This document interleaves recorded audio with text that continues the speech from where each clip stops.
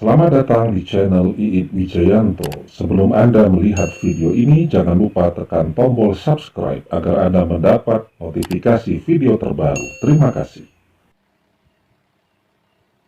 Bismillahirrahmanirrahim. Assalamualaikum warahmatullahi wabarakatuh. Sahabat cinta dimanapun Anda berada. Jadi kalau kita mengupas masalah mantan itu ya, itu tidak ada habis-habisnya dan selalu menarik untuk ditelaah lebih jauh ya.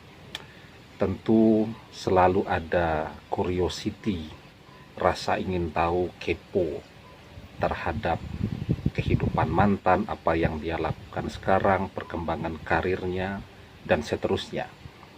Tetapi ada paling tidak 3 indikator yang bisa dilihat untuk niteni atau untuk nandai bahwa mantan Anda itu teramat sangat mencintai Anda, bahkan dia sudah memutuskan untuk tidak pernah move on dan selalu membisikkan nama Anda di dalam doa-doanya. Indikatornya yang pertama, yang bersangkutan tanpa rasa malu, tanpa rasa sungkan mengekspresikan perasaan cinta, perasaan terluka di hadapan orang banyak, di media sosial, dan seterusnya. Jadi dia tidak ada perasaan sungkan atau malu atau beban untuk menyampaikan penyesalannya, keinginannya untuk bisa kembali bersama.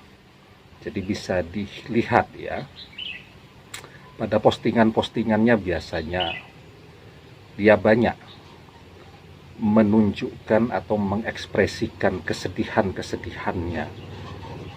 Yang kedua, indikator bahwa mantan teramat sangat mencintai dan masih terus berharap untuk kembali adalah ketika yang bersangkutan masih terus berusaha untuk menyambung komunikasi, menunjukkan bahwa dia selalu ingat, dia selalu care, dia selalu peduli. Maka biasanya di momentum waktu-waktu yang spesial ya, ketika jadian dan seterusnya, itu dia selalu posting dengan harapan mantannya bisa lihat bahwa dia masih mengingat waktu-waktu yang istimewa tadi, apakah waktu ulang tahun, waktu jadian, atau waktu justru perpisahan itu terjadi. Nah, indikator yang ketiga ya, bahwa yang bersangkutan memutuskan untuk tidak pernah bersama siapapun ya. Jadi dia bangga dengan kesendiriannya, dia tidak malu-malu untuk menunjukkan bahwa dia menikmati kesendirian sambil terus mengartikulasikan dan menyampaikan kerinduan-kerinduannya kepada seseorang yang pernah memahat cinta di dalam hatinya.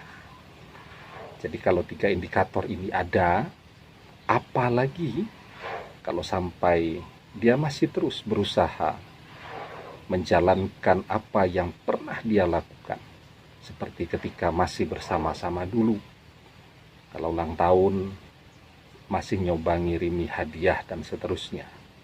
Itu indikator-indikator ya, yang menunjukkan bahwa mantan masih berharap untuk bisa bersama. Kalau ditanya ke saya, kembali ke mantan itu bagaimana?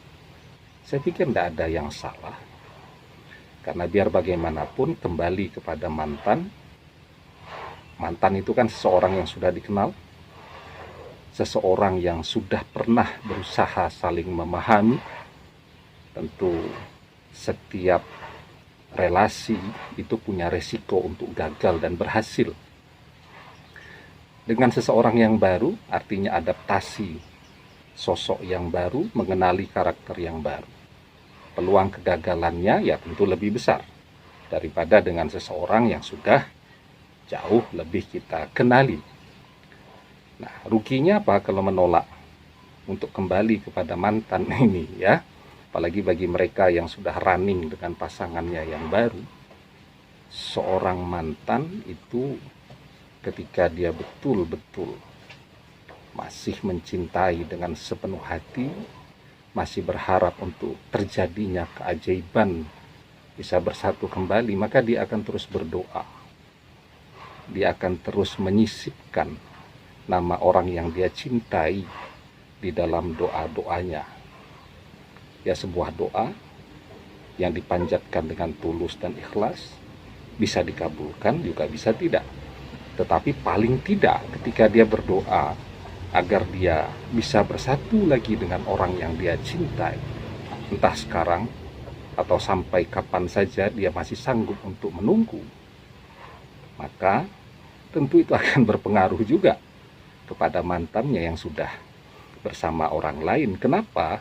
Karena ketika dia berdoa agar bisa kembali, maka secara otomatis relasi yang sudah terbangun itu, jika doa itu dikabulkan, secara otomatis yang di sini juga harus bubar agar yang di sini kembali kepada dia. Jadi kalau dengan mantan, sejauh masih memungkinkan untuk bisa bersama, saya pikir itu jauh lebih baik, jauh lebih indah, dan semoga jauh lebih hati-hati, matang, dewasa di dalam memanajemen perjalanan ritme cinta tadi, agar kegagalan yang pernah terjadi bisa dihindari. Karena orang yang baik adalah orang yang bisa belajar dari pengalaman kegagalan yang pernah terjadi di masa lalu, agar di masa yang akan datang dia tidak mengulangi kesalahan yang sama. Semoga bermanfaat. Billahi taufik wal hidayah.